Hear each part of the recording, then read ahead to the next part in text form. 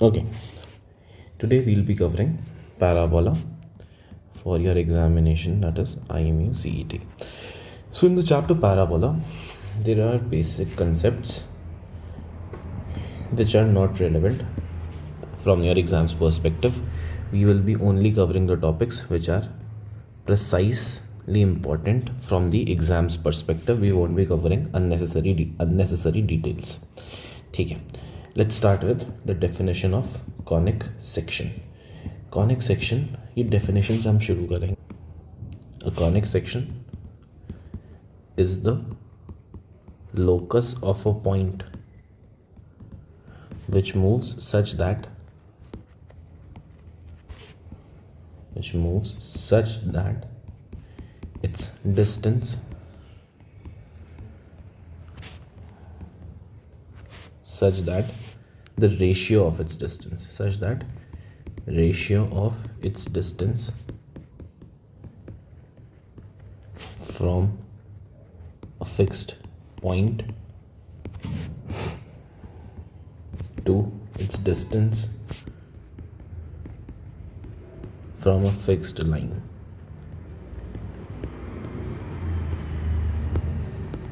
is constant. Now this definition is everything, it covers everything. Now it says ratio of its distance from a fixed point. This fixed point is known as focus. Fixed line is known as directrix, and the ratio is known as eccentricity. So let's just say there is some random curve. Now distance of any point on this curve from a fixed point focus, this PM will be the distance from the line directrix. So we can say PS upon PM is always equal to a constant, that is eccentricity. This is the most important relation which we'll be using in this chapter. Now the first topic is parabola. Parabola is that conic in which eccentricity is equal to 1, which implies that PS upon PM is equal to 1. What does that imply? That PS is equal to PM. So we have to remember this, that for a parabola PS is always equal to PM. Now the standard shape of a parabola looks like this. This is the standard shape of a parabola. We have covered the technical terms: focus, the fixed point; directrix, the fixed line. We have also covered eccentricity, that is the ratio which is always constant for a particular curve. Now we have vertex. Vertex is the point where this curve intersects the axis, that is vertex. Axis is the line passing through focus and perpendicular to directrix. Don't worry, I'll write down the definitions. Axis, what is axis? Axis is the line which passes through focus and is perpendicular to directrix. Then we have vertex. Vertex is the point of intersection of curve with axis.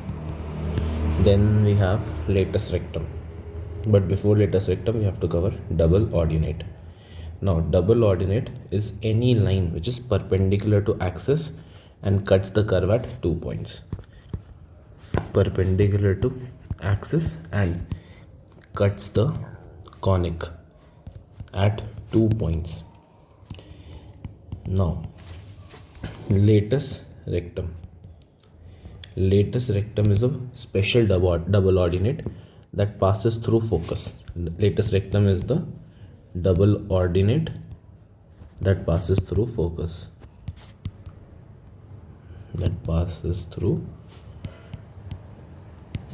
Okay, ठीक है. Now general 2D curve. A general 2D curve has its equation that looks like this: ax square plus by square plus 2hxy plus 2gx plus 2fy plus c equals to 0. A 2D curve is going to comprise of x square, y square, xy, x, y, and a constant term. If we are talking about a circle, let's say the question asks us whether this equation is of a circle, then a is equal to b. Coefficient of x square and coefficient of y square are equal if the equation represents a circle, and h is equal to 0 because in circle we have covered the coefficient of x square and y square are equal and there is no such term of xy, so h is 0. Then we have the second curve, which is parabola. In the equation of parabola, h square is equal to ab. This h square is equal to the product of a and b. Then we get parabola. Then we have to look at ellipse. H square is less than ab for ellipse. If this h square is less than the product of a and b, then we get ellipse. Then finally we have hyperbola. If h square becomes greater than ab, then it is hyperbola. And at the same time, let's also compare eccentricities. For circle, eccentricity is 0. For parabola, eccentricity is 1. For ellipse, eccentricity is less than 1. For hyperbola, eccentricity is greater than 1. Try to memorize these constant values, as these will be helpful in solving the questions. Okay guys, let's move forward.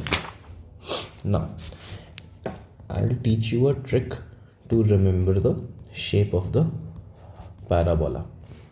We all are familiar with the alphabet A, B, C, D, E, F, G, and so on. So you may remember we write P, Q, R, S, T, U, V, W. We just have to focus at S and T. S and T come together. From S we have square, from T we have tangent. So when I write y square equals to 4ax, जिसका square होता है उस पे tangent होती है, जिसका square है उस पे tangent है. Since it is the square of y, तो y will be the tangent. So now y axis is the tangent of my parabola and x is coming with a positive sign, so curve will be open in the positive direction. So this is the curve for y square equals to 4ax. Now if we have to draw the graph of y square equals to minus 4ax, again we'll use this thing, square and tangent are related. Y का square है तो y will be the tangent. X is negative, so curve will be open in the negative direction. Now let's do one thing, pause the video and try to draw the curve of x square equals to 4ay. I hope you must have given it a try. Now let's check whether you have drawn it correctly or not. It is square of x, जिसका square उस पे tangent, square of x, so x will be the tangent and y is positive, so x is the tangent and positive y is where the curve is going to open. Then we have x square equals to minus 4ay. X का square, so x is the tangent, y is negative, so it will be open in the negative y. This is the graph of x square equals to minus 4ay. Always remember, parabola is a symmetric curve about axis. It is always going to be symmetric about its axis. And we have covered the basic things. Now one thing that you have to remember is, when we write the parabola y square equals to 4ax, this 4a always represents the length of latus rectum. So in a parabola y square equals to 4ax, this is going to be the focus. The length of latus rectum will always be equal to 4a. I hope it was clear. Okay, let's move forward to a few questions. But before moving to questions, we just have to remember one last thing, that is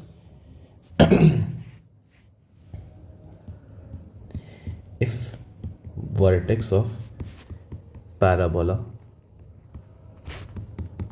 lies at h comma k, vertex of parabola lies at h comma k. This is my parabola and the vertex lies at h comma k. What is the general equation? It is y square equals to 4ax but in this case the equation will change a little bit. y minus y coordinate का square equals to 4a. Now this x will become x minus x coordinate, so it becomes y minus k square equals to 4a x minus h. Let's take another example to clarify this point. If this is the shape of the parabola and vertex is lying at h comma k, then the general equation of the parabola is going to be x square equals to 4ay. Now we have to change it. It is going to become x minus x coordinate का whole square negative 4a y minus y coordinate x का square because x is the tangent, it is opening in negative y direction, तो इसलिए यहाँ पर negative आ जाएगा. This would look like the equation of my parabola. Now we have to find the focus of this parabola.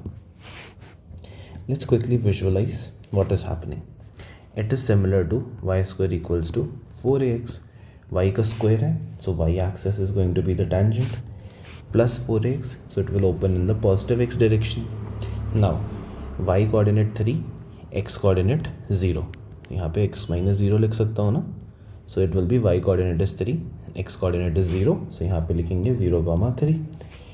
एक बार फिर से देखेंगे to clarify the point. y minus 3 का whole square equals to 4. x की जगह पे x minus 0 भी लिख सकता हूँ. x का कोऑर्डिनेट है 0, y का कोऑर्डिनेट है 3, तो h कॉमा k क्या आ जाएगा? It will be 0,3. तो मेरे वर्टेक्स के कोऑर्डिनेट्स बन गए 0,3. हमें पता है फोकस वर्टेक्स से कितने डिस्टेंस पर होता है? a. अब क्योंकि वो a डिस्टेंस पर है फ्रॉम वर्टेक्स, और a डिस्टेंस कितना होता है? a है जो 4 के साथ लिखा हुआ है, 4 के साथ तो 1 लिखा है, तो a क्या आ जाएगा? 1. अगर a इज़ इक्वल टू 1, तो अब बताओ 0 से 1 यूनिट राइट में जाऊंगा, 0 से 1 यूनिट राइट में जाऊंगा, 0 प्लस 1 क्या आ जाएगा? 1. और यहाँ पे क्या रहेगा मेरा? 3. So it will become 1,3. अगर ये चीज़ क्लियर नहीं हुई है तो ज़रा इसे ऐसे देखो. एक पॉइंट है x is 0, y is 3. Right side में हमें 1 यूनिट से बढ़ना है. राइट साइड में अगर 1 यूनिट से बढ़ जाऊंगा तो इसके कोऑर्डिनेट क्या होंगे? x coordinate will be 1, y coordinate will remain 3, तो 1,3 आ जाएगा. That will be the coordinate of focus. I hope it was clear. Next question देखते हैं. देखो यार, now the question is asking us to calculate the axis of this parabola. एक तो हमारे पास आता है प्रॉपर मेथड. प्रॉपर मेथड क्या कहता है हमें? प्रॉपर मेथड सबसे पहले कहता है परफेक्ट स्क्वायर्स बनाओ. परफेक्ट स्क्वायर बनाने के बाद स्टैंडर्ड इक्वेशन में लिखो. स्टैंडर्ड इक्वेशन में लिखने के बाद एक्सिस फाइंड करो, और इसमें लग जाएंगे 5 मिनट और हो जाएगा बेड़ा गर्क. तो ये नहीं करेंगे, हम एक यूज़ करेंगे शॉर्टकट. शॉर्टकट क्या कहता है? शॉर्टकट कहता है जिसका स्क्वायर है, यहाँ पे मैं लिख रहा हूँ, जिसका स्क्वायर है, जिसका स्क्वायर उससे, सो आधा आता है ना, हाँ, उससे डिफरेंशिएट कर दो, उससे डिफरेंशिएट करो. जिसका स्क्वायर है उससे डिफरेंशिएट करो. क्वेश्चन में x का स्क्वायर है, differentiate with respect to x. D by D X of X square minus 4y plus 8 equals to 0. तो ये आ जाएगा 2x. ये कांस्टेंट है 0, और कांस्टेंट का क्या आ जाएगा? 0 इक्वल्स टू 0. तो आ जाएगा x is equal to 0. x is equal to 0 यानी कि y एक्सेस. तो एक्सेस ऑफ पैराबोला क्या है? y axis. देखो कितनी जल्दी हमने सीधा आंसर निकाल दिया. इसीलिए शॉर्टकट कहते हैं. Always remember you have to work smart, not hard. Always work smart. फिर से एक बार देख लेते हैं. जिसका स्क्वायर हो रहा है ना, उससे डिफरेंशिएट कर दो. तो x का स्क्वायर है तो x से डिफरेंशिएट किया, आंसर निकाल दिया, x इक्वल्स टू 0 यानी कि y एक्सेस. एक और सवाल करते हैं. सवाल में बोला है find the length of latus rectum of this parabola. ये जो पैराबोला है इसकी लेटेस्ट रेक्टम की लेंथ निकालनी है. अब देखो यार, समझाने के लिए कह रहा हूँ. X square equals to 4ay. मैंने क्या कहा था? ये जो 4a होता है ये होता है लेंथ ऑफ लेटेस्ट रेक्टम. तो लेंथ ऑफ लेटेस्ट रेक्टम का फॉर्मूला बन जाएगा coefficient of y divided by coefficient of X square, यही चीज़ कर दो। कोएफिशिएंट ऑफ y क्या है? -8, तो यहाँ मॉड में -8 लिख दो। कोएफिशिएंट ऑफ एक्स स्क्वायर क्या है? 1, तो मॉड में 1 लिख दो। आंसर आ गया 8, दैट इज इट। तो आंसर विल बी ऑलवेज 8। इतना सिंपल था। ये भी हमारा एक शॉर्टकट था। इसका लॉन्ग मेथड तो बहुत ही लंबा हो जाता। पहले परफेक्ट स्क्वायर निकालो, फिर स्टैंडर्ड इक्वेशन में लिखो। स्टैंडर्ड इक्वेशन में लिखने के बाद आपको a निकालना पड़ेगा। उसके बाद 4a करके आपको लेंथ ऑफ लेटेस्ट रेक्टम मिलेगी। और यहाँ हमने स्टैंडर्ड से एक हिंट ली कि y का कोएफिशिएंट अपॉन एक्स स्क्वायर का कोएफिशिएंट, इन दोनों को डिवाइड कर देंगे तो सीधे जो आंसर आता है वो हमें लेंथ ऑफ लेटेस्ट रेक्टम दे देता है। ओके, अब हमें सवाल कह रहे हैं the directrix of the parabola equation given है। चलो यार, ये वाला पूरा प्रॉपर मेथड से करके समझाता हूँ। प्रॉपर मेथड हमें कहता है कि देखो, सबसे पहले इसको परफेक्ट स्क्वायर बनाना है। तो हमने लिखा x square -4x -8y +12 = 0। X square का x लिख दो, 4 का हाफ करके -2 लिख दो और इसका होल स्क्वायर कर दो। अब देखो क्या हुआ, अगर मैं इसका स्क्वायर ओपन करूँगा तो मुझे एक्स स्क्वायर मिलेगा, -4x मिलेगा और एक +4 मिल जाएगा। ये +4 एक्स्ट्रा आ गया ना, एक्स स्क्वायर -4x तो यहाँ से आ गया। ये +4 को कैसे जस्टिफाई करूँगा? तो इसे जस्टिफाई करने के लिए एक -4 भी लिखना पड़ेगा। अब -4 नीचे लिख दो, तो यहाँ पे एक -4 आ गया। ये बची हुई दो चीज़ें नीचे ले आओ, -8y +12। आई अंडरस्टैंड, बहुत सारी चीज़ें एक साथ हो गई। तो एक बार फिर से देखेंगे क्या करा हमने। देखो, सबसे पहले हमने क्या करा, एक्स स्क्वायर का x लिख दिया, -4 का हाफ करके -2 लिख दिया और इसका होल स्क्वायर कर दिया।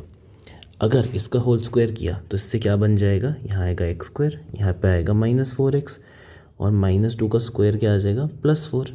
एक्स स्क्वायर यहाँ से आया, -4x यहाँ से आया, ये +4 कहाँ से आ गया? तो इसको हटाना पड़ेगा -4 लगा के। अब तो ये जस्टिफाई हो जाएगा। तो अब ये तीनों को मैंने ऐसे लिख दिया, ये 4 कहाँ गया? तो इसलिए यहाँ पर एक -4 लगाना पड़ेगा। और ये जो दो चीज़ें बची हैं इनको लिखेंगे -8y +12। आई होप यहाँ तक क्लियर था। तो अब मैं आपको डायरेक्ट लिखना सिखाता हूँ। डायरेक्ट लिखेंगे, एक्स स्क्वायर है तो सीधे लिख दो x, -4x है हाफ करके लिख दो -2 का होल स्क्वायर और इसका स्क्वायर माइनस कर दो। ठीक है भाई, बस इतना करना है। और ये बचे हुए टर्म्स नीचे लिख दो, -8y +12 = 0। ये हो जाएगा x -2 का whole square -8y +8 = 0। Now x -2 का square is equal to 8y -8। ये आ जाएगा x -2 का स्क्वायर 8 × y - 1। अब देखो यार, हमने इक्वेशन क्या पढ़ी है, एक्स स्क्वायर = 4ay। ये होती है स्टैंडर्ड इक्वेशन। तो यहाँ पे 4a लिखा है ना, 4 के टर्म्स में लिखना है, तो 8 को 4 × 2 लिख देते हैं। यहाँ तक क्लियर है? अब देखो, मैंने एक और चीज़ समझाई थी, इसको h बोलो, इसको k बोलो। ये क्या आ जाएगी, वर्टेक्स। वर्टेक्स क्या आ रही है हमारे पास, 2, 1। अब अगर मुझे पैराबोला बनाना है, एक्स स्क्वायर = 4ay, एक्स का स्क्वायर है तो x will be my tangent. अगर x is my tangent, positive y में खुलेगा तो ग्राफ इस तरीके से बनेगा। वर्टेक्स के कोऑर्डिनेट्स हैं 2, 1। और देखो, 4 के साथ जो लिखा होता है वो होता है a, तो a की वैल्यू आ गई 2। तो ये जो डिस्टेंस है a, ये आ जाएगा मेरे पास 2। अब ये मेरा 2 है। अगर मैं परपेंडिकुलरली ऊपर जाऊंगा तो ये पॉइंट भी 2 रहेगा, 1 में 2 जोड़ के 3 आ जाएगा। अब यहाँ पे कई बच्चों को कन्फ्यूजन होता है कि ये 2, 3 कैसे आ गया। तो उन्हें समझाने के लिए मैं ग्राफ बना देता हूँ। देखो यार, यहाँ पे मेरे पास है x is 1, यहाँ पे x is 2, फिर यहाँ पे मेरे पास y is 1। तो यहाँ पे मेरे पास एक पॉइंट आएगा x2 y1। अब मैं आपसे कह रहा हूँ 2 यूनिट ऊपर जाना है। अगर 2 यूनिट ऊपर जाना है तो x कोऑर्डिनेट तो 2 ही रहेगा ना, y कोऑर्डिनेट में 1 + 2 होके क्या हो जाएगा, 3। तो इसलिए हमारे पास फोकस के कोऑर्डिनेट्स आएंगे 2, 3। लेकिन हमसे सवाल में तो डायरेक्ट्रिक्स पूछी थी, कोई बात नहीं। जो डायरेक्ट्रिक्स होती है वो वर्टेक्स से a डिस्टेंस की दूरी पर होती है। तो अब मुझे 2 यूनिट नीचे आना है। आ जाएंगे, जैसे ऊपर गए वैसे नीचे आ जाएंगे। एक्स कोऑर्डिनेट तो 2 ही रहेगा। 2 यूनिट अगर नीचे आया मैं, एक में से 2 हटाओ, क्या बचेगा? -1। तो ये वाला पॉइंट क्या आ जाएगा? 2, -1। अब हमारे पास एक पॉइंट आ चुका है जिससे डायरेक्ट्रिक्स पास कर रही है। मुझे डायरेक्ट्रिक्स की इक्वेशन निकालनी है। तो मुझे क्या चाहिए?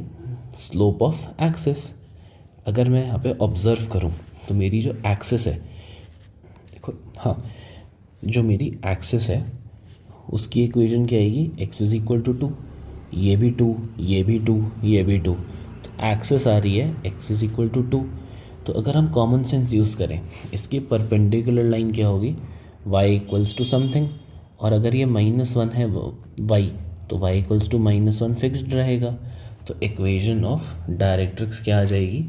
y equals to -1। अब यहाँ पे कई लोगों को डाउट होता है ये कैसे हो गया भाई, बहुत सारी इन्फॉर्मेशन एक साथ आ चुकी है, बहुत सारी इन्फॉर्मेशन एक साथ आ चुकी है। तो फिर उनके लिए मैं फिर से एक बार समझा देता हूँ। देखो यार, मैंने आपसे बोला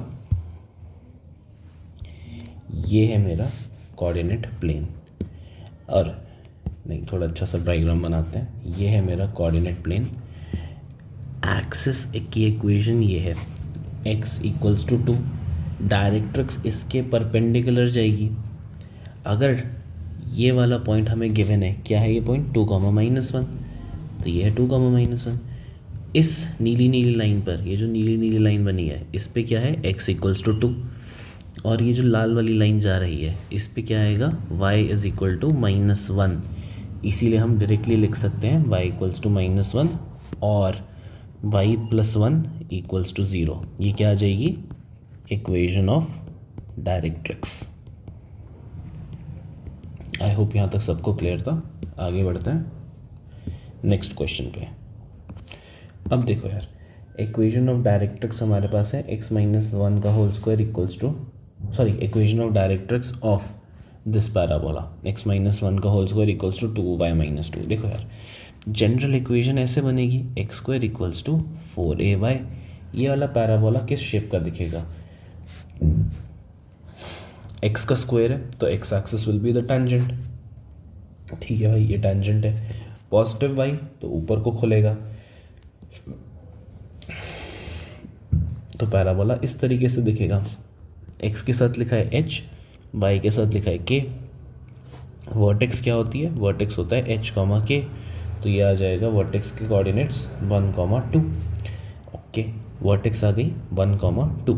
अब आप थोड़ा लॉजिकली सोचेंगे तो आपको ये दिख जाएगा, ये जो मेरी एक्सिस जा रही है ये तो परपेंडिकुलर है।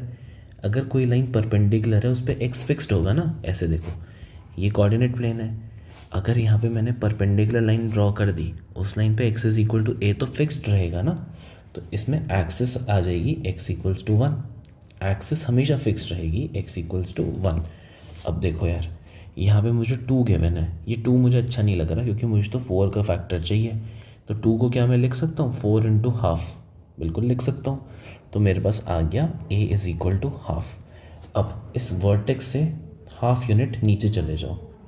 अगर वर्टेक्स से हाफ यूनिट नीचे चला जाऊँगा तो ये क्या आ जाएगा? 1, 1.5। मेरे पास आ गया 1, 1.5। और यहाँ पे मुझे हॉरिजॉन्टल लाइन ड्रॉ करनी है। अगर कोई हॉरिजॉन्टल लाइन जा रही है तो ऐसे देखो, कोऑर्डिनेट प्लेन में हॉरिजॉन्टल लाइन जा रही है, उस पर y is equal to B, y will be, y is fixed. तो इस लाइन पे आ जाएगा y इक्वल्स टू 1.5, या फिर लिख सकते हैं y इक्वल्स टू 3/2, या फिर 2y इज़ इक्वल टू 3, या फिर 2y माइनस 3 इक्वल्स टू 0। ये आ जाएगी equation of directrix of the parabola. I hope it was clear till here. Next question देखेंगे हम। अब देखो यार, ये बहुत बढ़िया सवाल है, इससे एक नया टॉपिक समझने को मिलेगा हमें। The focal distance of a point, the focal distance of a point on parabola. Okay, मैंने पॉज करके क्वेश्चन लिख दिया टू सेव सम टाइम। अब देखेंगे क्वेश्चन कह रहे हैं the focal distance of a point on the parabola y square equals to 8x is 4, it's ordinates are. सबसे पहले तो हम देखते हैं, पैराबोला दे दिया उसने y square equals to 8x। अगर मेरे पास पैराबोला की इक्वेशन है y square equals to 4ax, तो ये हमारा होगा y का स्क्वायर है, तो y will be the tangent, तो y टेंजेंट है और x पॉजिटिव है, तो पैराबोला कुछ इस तरीके से बनेगा।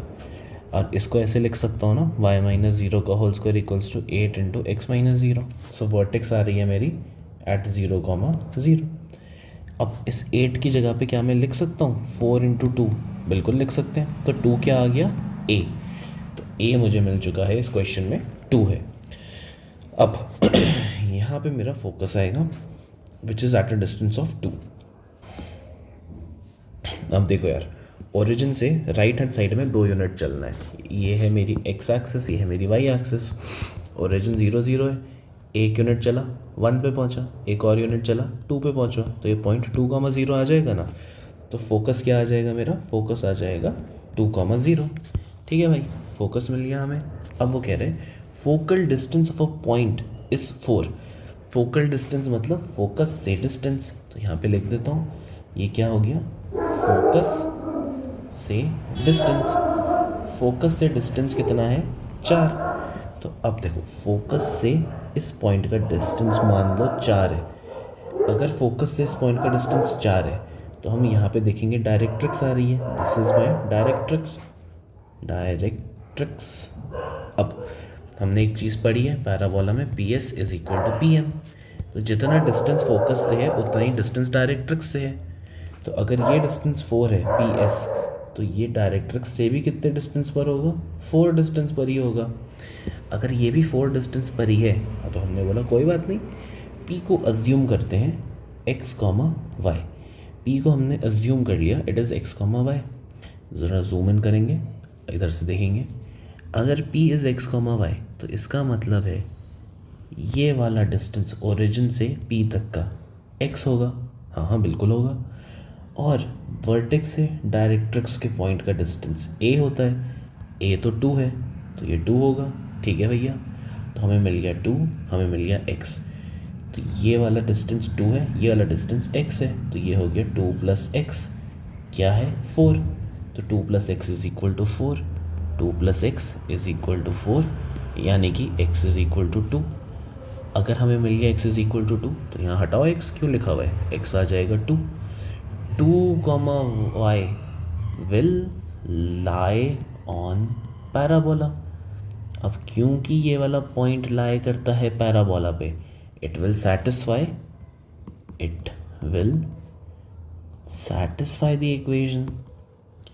So because it will satisfy the equation, तो हम कहेंगे भैया इसको इक्वेशन में डालेंगे। इक्वेशन है Y square equals to 8x, x अभी हमने निकाल दिया 2, Y square equals to 8 into 2, Y square equals to 16, Y equals to plus minus 4। तो इट्स ऑर्डिनेट्स कितने आ जाएंगे, plus minus 4। That will be the answer. This question was complicated, I will solve it again. चलो शुरू करते हैं। Okay guys, welcome back. I have cleared the screen, let's read the question again. The focal distance of a point on this parabola y square equals to 8 is 4. its ordinates are, देखो यार दो चीज़ें होती हैं, एक होता है abscissa और एक होता है ऑर्डिनेट। एब्सिसा का मतलब होता है x कोऑर्डिनेट और ऑर्डिनेट का मतलब होता है y कोऑर्डिनेट। तो जब हम ऑर्डर्ड पेयर लिखते हैं सबसे पहले हम लिखते हैं एब्सिसा, फिर हम लिखते हैं ऑर्डिनेट। तो सवाल में वो हमसे ऑर्डिनेट पूछ रहा है, it is asking us the Y coordinate. ठीक है यार, चलो आगे बढ़ते हैं।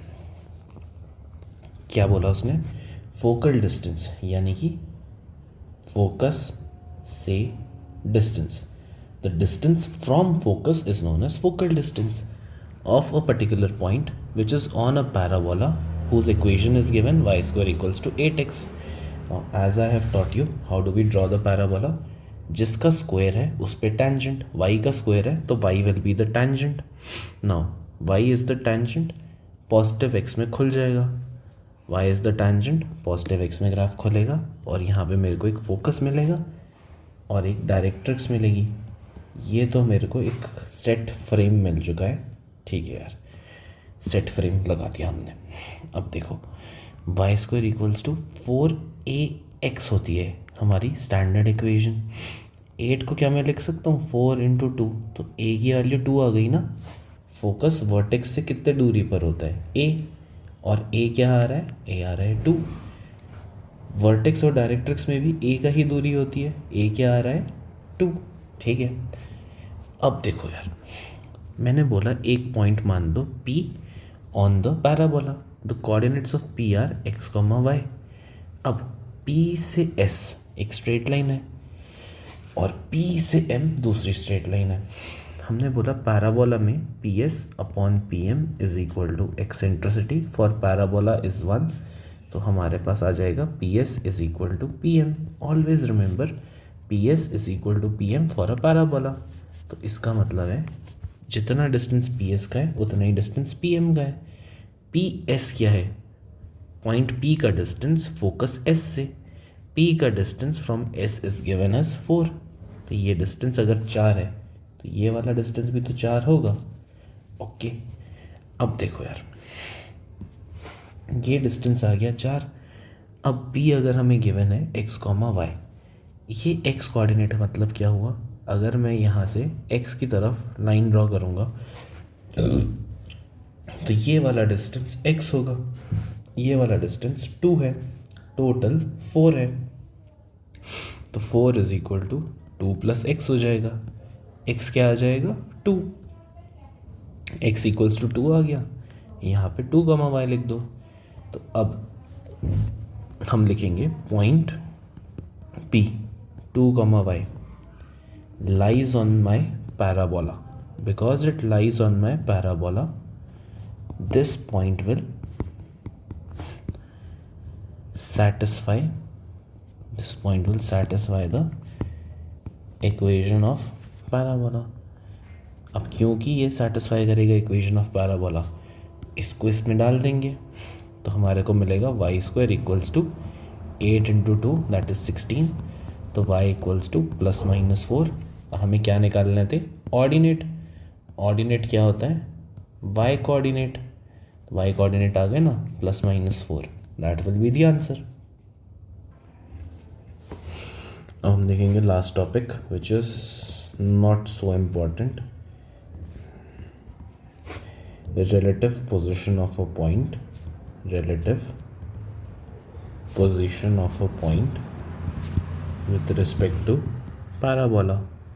इसका मतलब है पैराबोला के रिस्पेक्ट में पॉइंट की पोजीशन क्या हो सकती है। अगर मेरा पैराबोला ऐसे है तो पॉइंट पैराबोला के अंदर है, पैराबोला के ऊपर है या पैराबोला के बाहर है। रिलेटिव पोजीशन मतलब पैराबोला के रिस्पेक्ट में अंदर है, पैराबोला के रिस्पेक्ट में बाहर है या पैराबोला के ऊपर है। सिंपल सा क्वेश्चन के थ्रू से समझते हैं। This is the question, the position of a point -1, 7 relative to the parabola y square equals to 12x। सबसे पहले इन चीज़ों को एक ही तरफ ला के लिख दो, तो ये हो जाएगा y square -12x equals to 0। अब इस पॉइंट को इस इक्वेशन में डाल दो, y स्क्वायर यानी कि 7 स्क्वायर -12 इंटू x आ गया -1 इक्वल्स टू 0, तो ये हो जाएगा 49 प्लस 12। अब क्योंकि आंसर पॉजिटिव आ रहा है, पॉजिटिव का मतलब है the point will lie outside the para. हमेशा याद रखना, अगर मेरे पास पैराबोला इस तरीके से बन रहा है तो आउटसाइड द पैराबोला, ये जो रीजन बन रहा है मेरे पास आउटसाइड द पैराबोला, इसमें हमेशा पॉजिटिव रहेगा, always positive outside the parabola. इसको ऐसे बनाते हैं, देखो positive positive positive positive, all the points outside the parabola will be positive, all the points inside the parabola उनका आंसर क्या आएगा, नेगेटिव। ठीक है भाई, और all the points on parabola उस पे आएगा 0। तो हमने याद रखना है बाहर क्या आएगा पॉजिटिव, अंदर क्या आएगा नेगेटिव, और पैराबोला के ऊपर आएगा 0। तो क्योंकि आंसर पॉजिटिव है इसीलिए पॉइंट आउटसाइड लाई करेगा। Thank you.